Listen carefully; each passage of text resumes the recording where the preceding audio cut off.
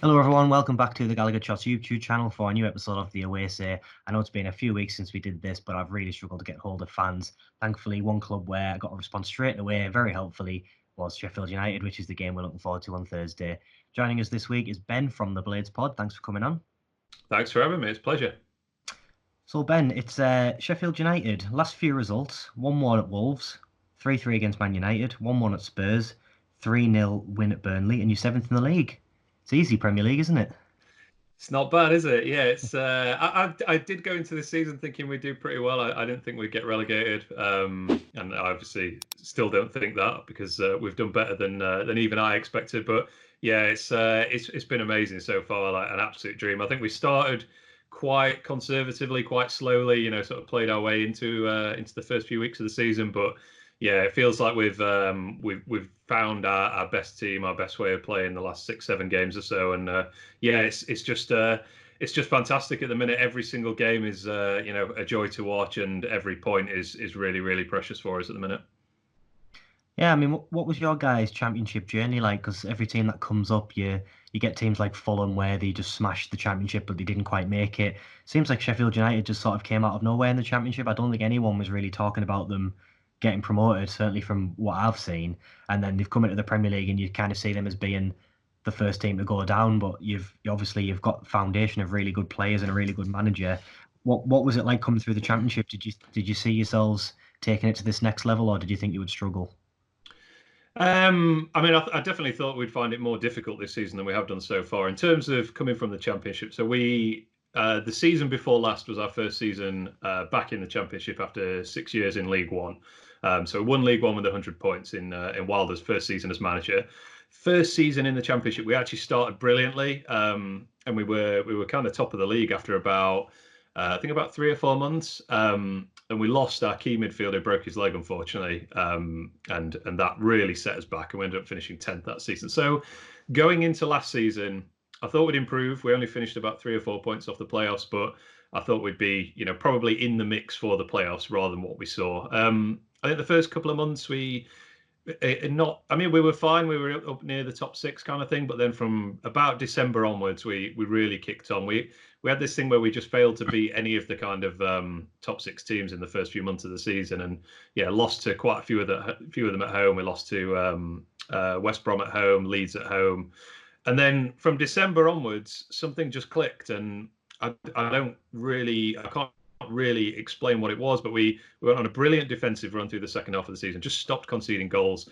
We turned up in all these big games and got 3 points out of them. So conversely, we went to Leeds and won. We went to Villa and drew, went to Norwich and drew, went to West Brom and won. All these massive games we ended up getting like massive results from, basically. And yeah, we just sort of rode that right the way through to the end of the season. I mean, Leeds dropped some points towards the end, which we didn't really expect to happen, but we took advantage of that. I mean, I think it's a false narrative to suggest like Leeds blew that. I mean, I think we won 4 of our last 5 games of the season. So yeah, that pushed us up towards 90 points and was enough to get us over the line. So yeah, it's been a gradual evolution, but not even I expected us to take the step forward that we have done this season.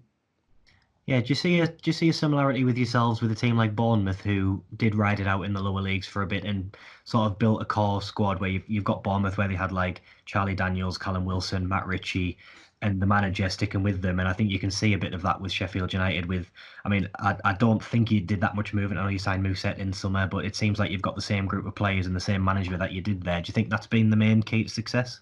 Yeah, I mean, Bournemouth are very much the model for us, to be honest. But I think teams like Bournemouth and Burnley, just in terms of that continuity, having a very clear plan of what you're trying to do on and off the field. I think you mentioned that continuity of players as well. I mean, apart from Muse, the whole of the starting 11 is the same team that we had last season. So that has really helped. We have invested. We signed. I think we spent about 40 million on attacking players over the summer, but most of them are being used as substitutes. Apart from Muse, who's kind of carved a proper role for himself in this team. So yeah, that's definitely helped. And yeah, it's amazing to see players that we were a core part of this team in League One, just taking the step up to the Championship, then the step up to the Premier League, glaring weakness. And that is testament to, I think, the coaching and the players themselves to be able to take that step up.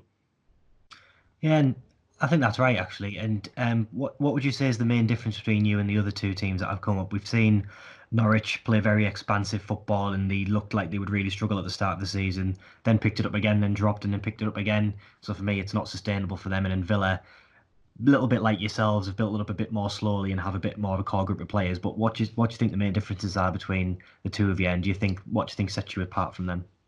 I think the thing that I thought at the start of the season, that is the defence. So we had the best defence in the champ or the joint best defence in the championship last season.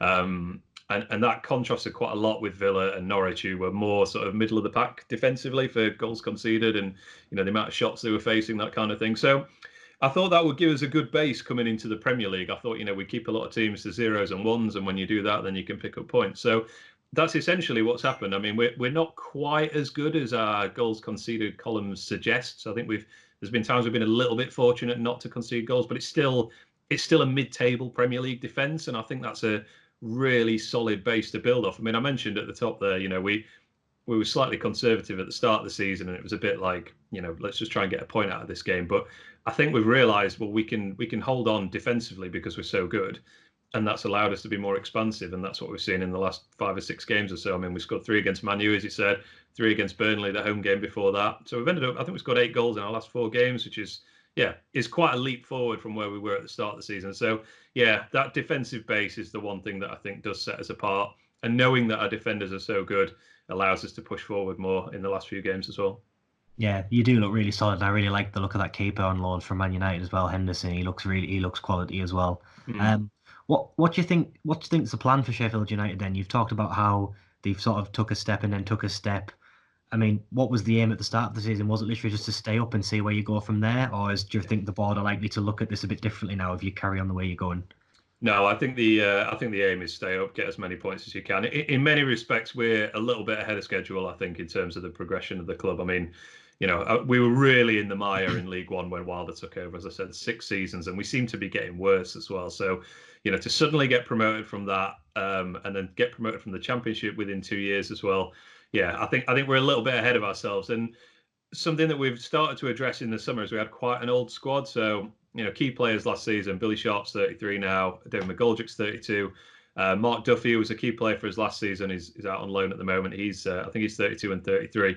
I'd pick those 3 out as our most important players last season. And, it was so important that we use the Premier League money to get younger, basically, as a squad. So, we see Muse come in, he's 23. Callum Robinson, I think, is 23. McBurney's 23 as well. So, yeah, that was the main thing. And I think it is just, can we stay up? How many points can we get? And then can we use the Premier League money just to expand the squad and get younger, and ideally become the next Bournemouth, the next Burnley? That's very much the goal for us. And so far, so good. Yeah, I think you can completely see that, and I think there's a lot of teams would learn a lot from that model. You've seen it in the past with Fulham, QPR, teams like that, where they come up and they go, right, we must stay up, we must do everything straight away. They buy loads of mercenaries, and then it completely goes tits up. Yeah, So I think teams would learn a lot from Sheffield United. I honestly loved what we did in the summer, just because, yeah, we spent ridiculous money compared to our history. I mean, our record signing before this summer was John Egan for 4 million the previous season, which at the time was a lot of money for United. And then suddenly it's like we spent 6 million on Luke Freeman, and then we spent 8 million on Callum Robinson, then we spent 10 million on Lisa Musset. Like, what's going on here? But Just I next love, level, yeah. yeah, but I loved it because it was, we were signing players who, in the main, had done it in the Championship, which suggested to me that there was that fail safe there of, if we get relegated, we're going to have like a really, really good Championship team and have a chance to come straight back up. And yeah, I really like that approach versus what you said about, Fulham and QPR just rolling the dice basically straight off the table and into someone's I don't drink. think it's So ever worked. I don't think it's ever worked. I Like can't think of many that. examples. No. Yeah. Um, looking ahead to the game itself, then. Don't know how much of Newcastle you'll have seen so far. We've been on Match of the Take quite early, a couple of games this season. But what have you made of us from what you've seen so far? I've watched it a few times. I think we recorded our episode of the podcast with a little bit of a Newcastle preview earlier today, and both myself and my colleague, we think you're the weirdest team in the league in terms of, I don't I don't want to sound disrespectful here, but I don't quite understand how you're getting the results that you are. Not in terms of. To be fair, mate, I think most of our fans would agree with you. I don't think So we I even. just want to be clear. I don't mean that you don't deserve those results. I just like when I watch the games, I'm like, what? How has it happened that like you've been better than Man U in that game, and you're able to score 2 goals against Man City, and I think actually probably the worst I saw you was against Wolves, which is again no shame because Wolves are a good team. It's a funny one. I have quite a low opinion of Steve Bruce, I'm afraid. I don't know if that tallies up with most Newcastle fans. He used to manage Sheffield United way back when. He obviously managed Sheffield Wednesday He's managed prior. everyone in the championship, I think. I didn't even know. Yes, yeah. As soon as Yeah. somebody comes up with a new job offer, I think he's like obliged to accept it. But there's there are some exciting players there. Sam Maximan is a hilarious footballer, Yeah. and again, I mean that in without disrespect. I use a disrespectful word there, but he's the kind of player you just can't take your eyes off. You don't know what he's going to do next, and some of it's brilliant, some of it's just like, what have you just done there? I mean, we just played against Wolves, obviously, who have Adama Traore, who is a similar kind of player where the team just keeps giving him the ball and just keeps trying to dribble around everybody. So yeah, from what I've seen, I think you're doing well, to be honest. Full disclosure, I had Newcastle as one of my 3 teams to get relegated this season. That was my preseason prediction, and yes, I think it's 16 points from 14 games so far. That's pretty good. Going from Benitez to Bruce as well. I mean, that was the main reason I thought you'd have a difficult season. I think that's such a step down managerial ability wise, and then the well documented off field stuff with Newcastle as well. That concerned me, I guess, in terms of how you're going to do this season. So, and all that's still going on, but yet you've still got 16 points, which is a pretty decent return, I think. I mean, it's only 3 points behind United, actually, as it happens. And everyone's talking about us as having an incredible start. So, yeah, weird is my one-word summary of how Yeah, I've seen no, I Newcastle. think weird is probably the perfect word for it. We're 2 points. I think it's 2 points better off than we were at this point under Rafa. And you're right.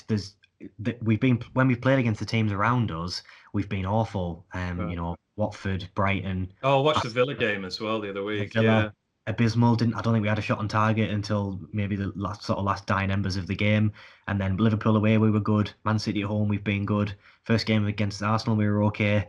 So yeah, it is weird. And you talk about Saint Maximin, you've got a player like him who is just complete flair player, complete Hatem Ben Arfa-esque, could take on any defense in the world. But then at the back, you've got Kieran Clark and Paul Dummett and these sort of really basic British players who Mm, can't play a pass that's more than 10 yards away from them. So we've got a very odd mix, and I think it's a symptom of the Mike Ashley era where the team gets worse and worse every season, then we prop it up with a little bit of talent, but we don't fill the major holes that we always have in the team. And this is mm. the thing we're still experiencing where midfield wise, we've had to rely on 2 young lads in the long staffs coming The through. If long they had staffs, come yeah. through, we'd have no one. And we'd have Shelvey and Hayden, who were our 2 centre midfielders in the championship. But they are streaky as well. Hayden likes a red card, and Shelvey, he's got all the talent in the world, and he does put himself about, but he just doesn't have that consistency that Mm. that you need in the Premier League. So yeah, we are weird. I had us tipped to go down as well, and I know the 3 main lads that do the podcast on our channel, they've sealed their votes up, but I think at least one of them would have us going down as well. Because like you Mm. say, losing Rafa, we're under we were operating under this assumption that the only reason we were staying up is because Rafa was propping the team up, and it very much seemed like that. But Mm. Bruce, to be fair to him, he's still got a lot of work to do to win the fans over. But like I said at the start of the season, we could have appointed Guardiola as manager, and he'd still have work to do to win us over because we were so fond of Rafa. On the whole, a few Mm. people didn't like Rafa because he was quite boring in how he set the team out and things like that. But I mean, you can't fault Bruce. Say a couple of times where we've played the Villa game where you go, that is a relegation performance, but then we pull it out the bag the next week. So Yeah. yeah, it's going to be an interesting game, I think. Mm. How do you see you guys setting up? So we have well, actually we changed how we played from last season to this season. So we essentially play a 3-5-2 with wing backs. Last season we played a number 10 behind 2 strikers. This year we've played 3 central midfielders instead, and that's exactly how we will play in this game. I mean, this is something I have really enjoyed this season is watching other teams trying to adapt to us rather than the other way around. I like that we play to our strengths. I mean, we've played that back 3, which is really well established. Great relationships there. Everyone knows where they're supposed to be, what they're supposed to be doing, when to get forward, when to cover, etc. So yeah, that's how we'll line up. We'll very much try and get the wing backs forward as much as we possibly can. The sort of enigmatic player for us, David McGoldrick. He's ostensibly a striker, but he's such a clever player. He drops off into midfield all the time, and that allows everyone else to kind of rotate around him and really cause problem for defenses and pull them all over the place. To be honest, you combine that with Mousse's pace and strength and just intelligence as well. And yes, we've seen it cause problems for a lot of teams so far this season, that partnership. So yeah, it'll be a 3-5-2, but it's quite it's kind of hilariously fluid at times. You end up with your centre back on the wing and your striker in midfield and your left wing back in a centre forward position, this kind of thing. But it's organised chaos, I think, is how we've described it. And the results kind of speak for themselves over the last few seasons. So it's nice to see us still playing the same way in the Premier League. Well, it almost sounds like a perfect system if you've got that fluidity going forward, but then when you do defend, everyone's in the position. That's ideally what you want in any formation, isn't it? Yeah. Would you call yourselves a possession team? Because away from home, well, even at home, we never keep the ball. Is this going to be a different sort of game for you, where you've got a team sitting off you? Because that's likely what's going to happen here. So we're one of we were in the Championship. We're very, very possession heavy, but this year less so. And this again has been quite encouraging, because my major concern going into the season is how can we play? How are we going to be able to play on the counter attack? We didn't have to do that last season, but obviously this season you're going to have less of the ball against much better players. You're going to have to be able to play on the counter attack, and that is what we've done. So we're one of the lowest teams in the league for possession, I think. But then we've come up against other teams like that recently. Burnley and Wolves are both low possession teams as well, like to play on the counter. And yeah, to be honest, we've cut through them quite well. We just attack really quickly. We press. I wouldn't say we press like all out. The way Liverpool press, where they're just constantly hounding you. We're not like that. We'll let teams have the ball in their own penalty area, but when they get towards the halfway line, we do press in quite a smart way. And then if we win the ball, we're just gone, as I say, because we tend to have so many players push forward that they're all in attacking positions as well. So yeah, the Burnley match was the one for me that was the real kind of marker of, like, this is going to be a game where a team sits off you and lets you have the ball, and then what do you do, kind of thing. And yeah, we're 3-0 up at half time, and we should have won that game 5 or 6-0. To be honest, we missed some right chances in the second half. So yeah, I'm not too worried about that, to be honest. Yeah, I think that's fair enough. I think from a Newcastle fan's point of view, like you say, we are weird. It's really hard to predict how we're going to play. It could be one of these similar to the Villa game, where it's a team in and around us, team we should be getting a result against, or looking to get a result against, sorry. But we might not turn up. So I honestly can't call how we're going to do. We are good on the break, but I really rate your defence, and I think you've got a load of grafters in your team, like Fleck and Lundstram and people like that, who just get themselves up and down constantly. And when you talk about you guys pressing our midfield, I presume it'll be Shelvey and Hayden again, because they've started the last couple of games and have looked quite good. So the problem we have is, if Shelvey can't play the Hollywood pass, he sometimes struggles when people are in and around him. So that would be my main concern looking at this game. But defensively, we are really good. So if you are a possession team, or you're probably going to have more of the ball, we do defend against it quite well. We played against the ultimate possession team in Man City, who were desperate for a win, and we managed to. I know we conceded 2 goals, but on the whole, they were running into a brick wall every time. So I think it's going to be an interesting one, hard one to call. I could see both teams getting a goal, just because it's going to happen for our front three eventually. I don't know if you've seen all the stats about our attackers and how they just haven't scored. Almiron got his first attack and return in his entire career at Newcastle so far. So at the minute, the return of our attacking players is 1 goal, 1 assist from all 7 of them, or whatever it is. So I think this will be the game where it finally happens for Almiron or Maximin. I think we'll just get 1 scruffy goal. But I can see you guys, maybe we go ahead and then you bring it back to a 1-1 or maybe a 2-1 win. I don't think we'll win it, but I do think we'll get a goal. What do you think score-wise? Yeah, I realise that I probably sound really arrogant from everything I've said so far, but it's mainly just we're all on such a high. We didn't expect us to be this good. I don't blame you. Yeah, it's giddy times for United at the moment. Our recent, we were unbeaten in 7. We've gone to Spurs, played Man United, beat Arsenal, beat Burnley in the last few games. But drew with Wolves, and there's a lot of those draws we should have won really as well. But for better finishing. So I'm confident. I got to say, I think we'll get 3 points in this one. I'll go for a 2-1 home win.